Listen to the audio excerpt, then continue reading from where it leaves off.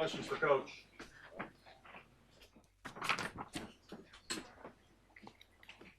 Right? Mark, what did you know about Montez, and did he surprise you guys with his abilities?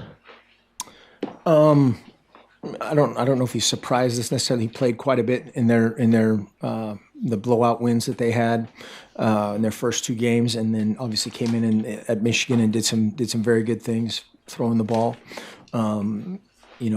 Got to give him credit for how he handled things and kept a lot of plays alive with his feet.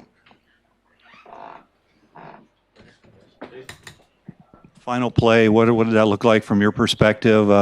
Basically, toss to the corner of the end zone. Carrington had been making great plays all his whole career, but including today, just making great plays. Was that it? You just thought that, hey, DC can get open, or what was your thinking there? Yeah, just with two timeouts, just trying to get a play off quickly and use all four downs. Including a potential kick, and just try to in that situation, obviously we're trying to give a playmaker a chance, and if hopefully it's a safe ball, and that turned out differently. Tony Brooks James is also in there. Questions here? I have Coach Lubick back here. Coach Lubick in the back, right here on the front, Ryan.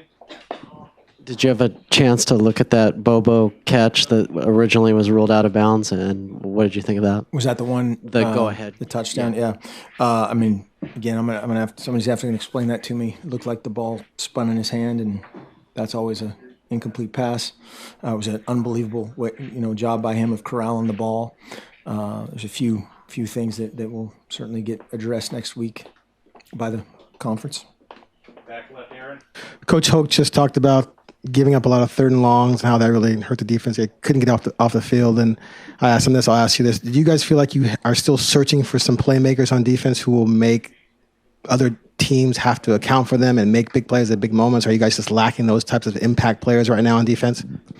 Well, sure. I think, just the nature of it right now, what was that one, 3rd and 13, 3rd and 16, or whatever the other one was, those are gut punches that you have to overcome and withstand. That's kind of what we're talking about in terms of growing up, is you got to bounce back from that. And yeah, we are still searching for that, the pass rusher or the cover guy that we can take over the guys, but that's all of us in it together.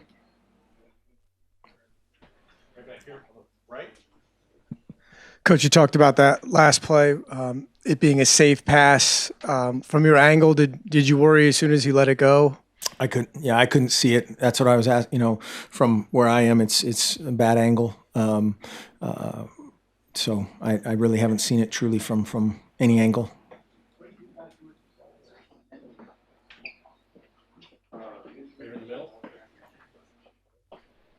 After last week's game, you said you weren't going to change how you guys go about the 2 points or how you're thinking into it. So what went into your thinking today with not going for 2 points? Well, we did today what we always do. We lined up in a swing 8 formation, and they covered it. And so, when they cover it, we shift back in and kick the extra point. And like we've always done, if they show that they can cover it, then we kick it.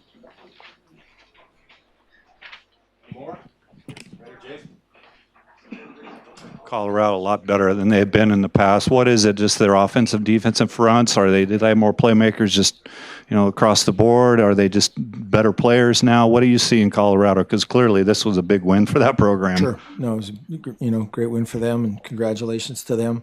They're a veteran group. They've been really good on defense the last couple of years and made some changes on offense and in special teams that have really helped them. Aaron, back up. A lot of the players on this team are used to a lot of games where you guys win by a lot. And judging from earlier this season, it looks like projecting out the rest of the year, you're going to have a lot of games like this. Do you have to do anything as a coach to prepare your guys to be ready to be in more gut check, one-play games than they're used to? I think more so just seizing any moment, seizing what you think might not matter, is that 2nd and long in the middle of the 2nd quarter. That turns out to be the most important play in the game. And that's how 3rd and 13 happens, or 3rd and 16 is converted. And again, we are all in this together. Coaches, first and foremost, and keeping guys pointed the right direction is a big deal right now. Absolutely. Steve, on the right. Mark, if you may have addressed this earlier, if I missed, I'm sorry, but with Tony Brooks James, just your thoughts on how he kind of did in his biggest feature role so far, and just what do you think on the offense without Royce? How does it change you guys?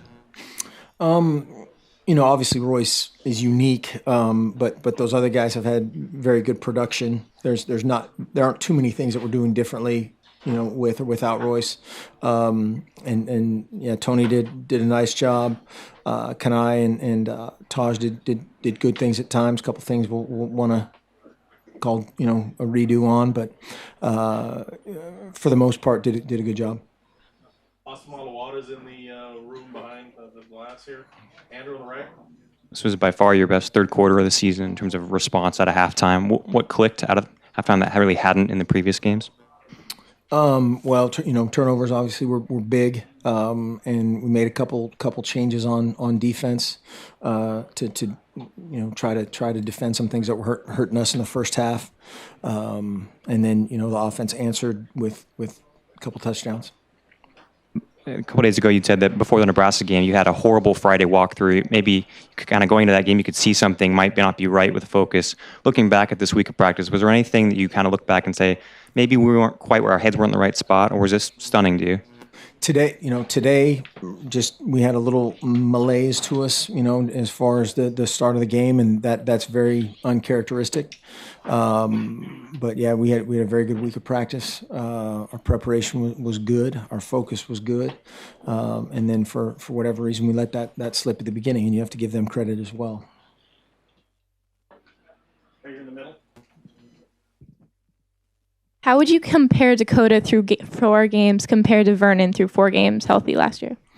Totally different. Yeah, I couldn't even do that right now. I apologize. Ian on the right.